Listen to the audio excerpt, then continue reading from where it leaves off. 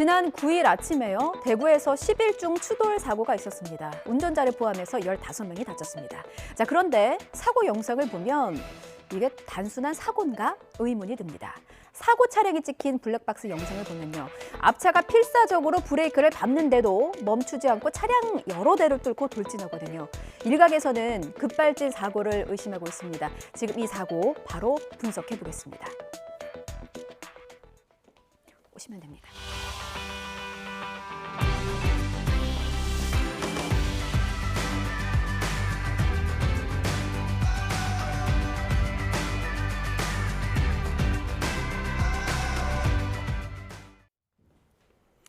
대구 10일 중 추돌 사고 급발진 가능성 짚어보겠습니다. 권영주 국민대 자동차 운송 디자인학과 교수님 모셨습니다. 어서 오십시오. 네, 안녕하세요. 예. 자, 일단 전기 택시가요. 순식간에 마치 탱크처럼 불도저처럼 돌진을 했거든요. 저희가 이게 사고 영상을 봐야 좀 더 이해가 쉬울 것 같아서 네네. 영상 준비했습니다. 화면 보고 오겠습니다. 네, 전기 택시 블랙박스에 찍힌 영상으로 보입니다. 빨간불이 들어온 신호등을 보고서 이렇게 멈춰 서다가 출발을 했어요. 앞에 서 있던 경찰을 지금 불도저처럼 밀고 나가다가 경차가 튕겨져 나갔습니다. 경찰을 지금 보면 빨간색 브레이크 등 보이시죠? 브레이크를 밟고 있다는 뜻인데 이 뒤에서 미는 차를 막지 못했습니다. 그러다 결국 튕겨 나갔고 그렇게 경찰을 불도저처럼 밀고 하다가 다른 차들까지 다 밀어서 이렇게 중앙선을 침범해서 마주오던 차량들까지 잇따라 들이받는 사고 당시의 현장 화면 저희가 보여드렸습니다. 자, 이렇게 사고로 무려 10대를 들이받았습니다. 이제 경찰이 조사했는데 일단 가장 먼저 의심이 들었던 음주운전 사고는 아니었습니다. 그런데 이 정도면 이거 급발진 아닌가? 이런 의심이 들 수밖에 없겠어요. 그러니까 지금 이제 영상에서 보신 것처럼 앞차에 브레이크 램프가 점등이 돼 있는 상태잖아요. 이 얘기는 이제 브레이크를 밟고 있었다는 얘기 아닙니까? 그렇죠. 그럼 멈춰 서 있는 차를 뒤에서 밀고 갔는데 이게 아무리 운전이 서툴러도 보통 앞차를 추돌을 하게 되면 페달에서 발을 떼거든요. 그렇죠. 그것이 가속 페달이든 브레이크 페달이든 놀라기 때문에 일단 발을 뗀단 말이에요. 근데 그러니까 이런 측면에서 보면은 이게 인적 원인에 의한 사고로 보기에는 조금 이해하기 어려운 측면이 있다. 이제 그렇게 일단 해석은 되는 거죠. 지금 사고 영상 나가고 있는데 경차가 브레이크를 밟았잖아요. 근데 어쨌든 체급의 차이가 있으니까 아무리 경차라 하더라도 앞에서 브레이크를 밟았는데 전혀 걸림돌이 되지 못했어요. 네네. 이 밀고 나간 이 가속도를 봤을 때 교수님은 어떻게 분석하셨어요? 그러니까 이제 설령 우리가 가속 페달을 그 브레이크로 착각해서 밟았거나 하더라도 이제 계속 밀고 나가면 모든 페달에서 발을 떼는 게 이제 본능이라고 제가 말씀을 드렸잖아요. 근데 이제 계속 밀고 가니까 조금 전에 말씀드린 것처럼 인적 원인으로 보기에도 좀 이해하기 어려운 측면이 있고 일부러 중앙선을 침범하면서까지 10대를 불도저처럼 밀고 나갈 사람이 과연 정상적인 운전자라면 이게 가능한 것인가라고 상식을 가지고 한번 적용을 해보면 이거는 뭔가 이해되지 않는 측면이 상당히 많이 있다고 보는 거죠. 그리고 지금 사고가 난 시간이 오전 출근 시간대예요. 그렇죠. 해도 뜨고 차들도 많고 당황했다고 하더라도 저렇게 10대를 추돌할 정도로 지금 운전자의 어떤 상태가 좀 그랬을까 좀 생각을 해보면은 상식적이지 않다라는 이렇게 정리를 해주셨습니다. 근데 어쨌든 경찰이 좀 수사를 해봐야 되니까요. 저희가 지금 여러 가능성에 대해서 짚어보고 있거든요. 일단 음주운전은 아닌 것으로 드러났고 두 번째 운전자의 조작 실수 가능성에 대해서도 지금 교수님께서는 상식적으로는 조작 실수로 보이지는 않는다. 그러니까 설령 조작 실수를 하더라도 이 정도의 사고까지 가는 실수를 범하진 않는다는 거죠. 보통 앞차를 추돌하면 거기서 이제 조작 실수가 중지가 되거나 하는데 중앙선까지 침범해서 다른 차를 10대 이상 추돌한다는 건 이건 조작 실수로 보기에도 우리가 일반적인 상식 범위를 매우 많이 벗어났다라고 판단이 되는 거죠. 일단은 제가 운전을 처음 배울 때 이제 저도 운전을 하다가 혼자 이제 벽에다가 차를 박은 적이 있어요. 그때는 정말 당황을 해서 브레이크를 밟아야 되는데 제가 엑셀을 밟더라고요. 근데 이런 경우에는 지금 택시 기사님이시거든요. 운전이 굉장히 익숙하신 분이시고 초보 운전이 분명히 아니실 거예요. 택시 운전 기사라는 점.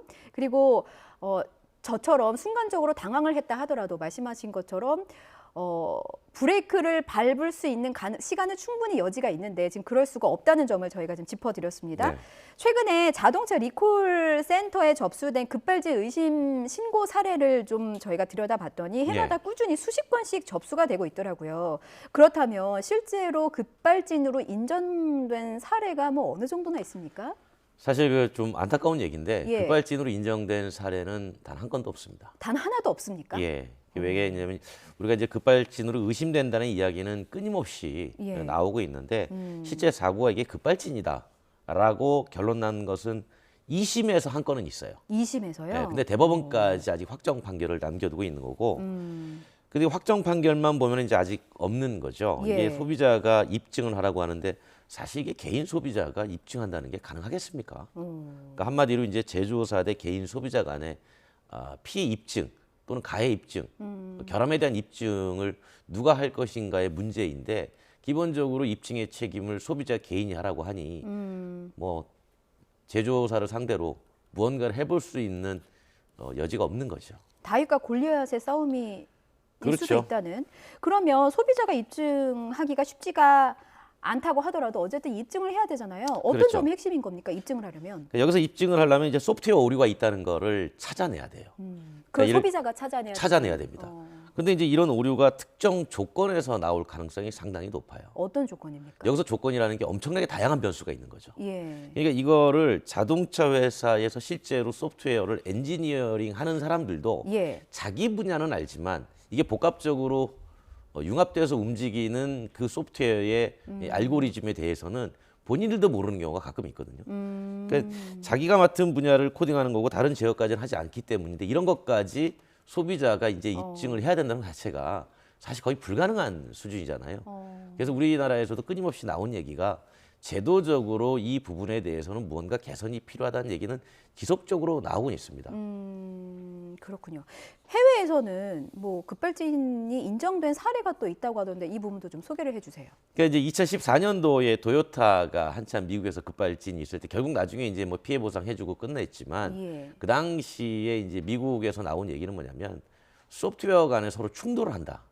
라는 의심 사례가 나온 경우가 있습니다. 예. 실제로 재현도 됐었고요. 그러니까 어떤 특정 소프트웨어가 다른 소프트웨어하고 만나가지고 서로 기능을 주고받아야 되는데 그 여러 가지 소프트웨어가 한 공간에서 계속 서로 신호를 주고받다 보니까 예. 여기 이제 트래픽이 생겨가지고 무언가 잘못된 신호가 가게 됐고 그때 약간 30초 정도의 이해할 수 없는 예. 가속 현상이 발생했다라는 게 일단 검증은 됐어요.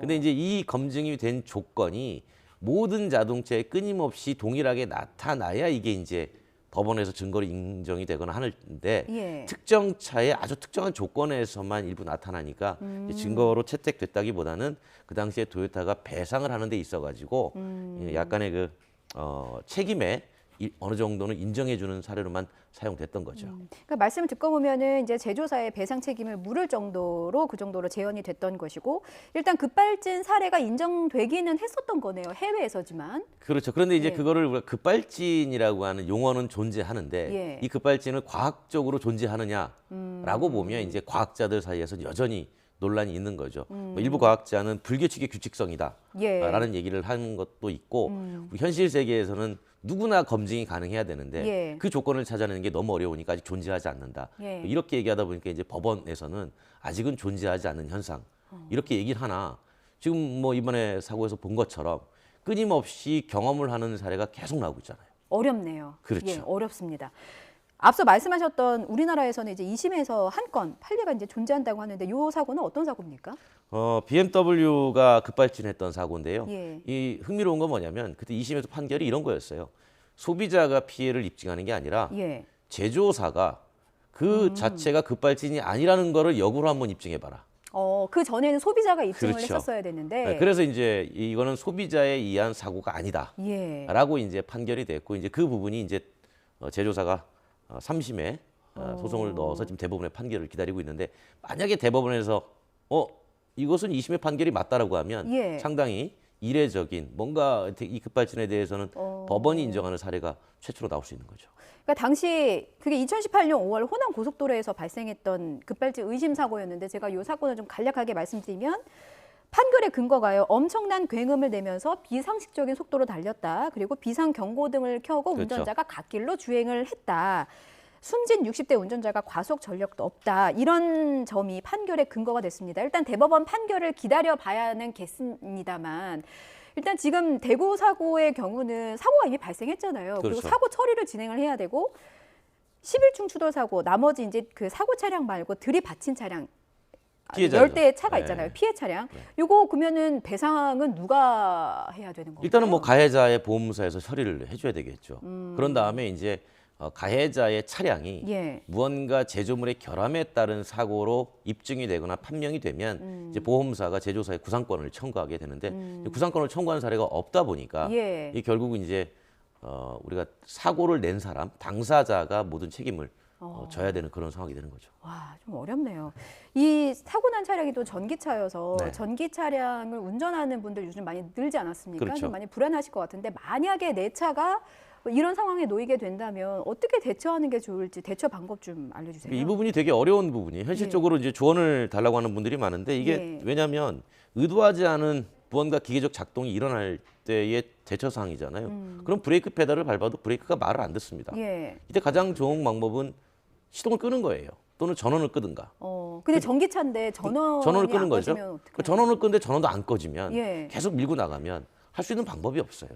그럴 때는 어쩔 수 없이 예. 다른 사람의 피해를 최소화하기 위해서 본인의 차가 좀 망가지더라도 무언가 이제 대물을 통해 가지고 조금씩 충격을 완화시키면서 정지시키는 방법. 현실적인 방법은 그밖에 없는 거죠. 그러네요. 그러니까 최대한 인명피해가 나지 않도록 좀 사람 그렇죠. 피해가면서 뭐 어떤 건물이나 나무에 부딪히면서 그렇죠. 속도를 좀 본인이 줄여라. 본인의 차에 손상을 입는 걸 감수하고 예. 속도를 줄일 수밖에 없습니다. 인명피해 나는 것보다 내 차 손상되는 게 훨씬 더 그렇죠. 낫습니다. 여기까지 짚어봤습니다. 권영주 국민대 자동차 운송 디자인학과 교수님이었습니다. 잘 들었습니다. 맞습니다.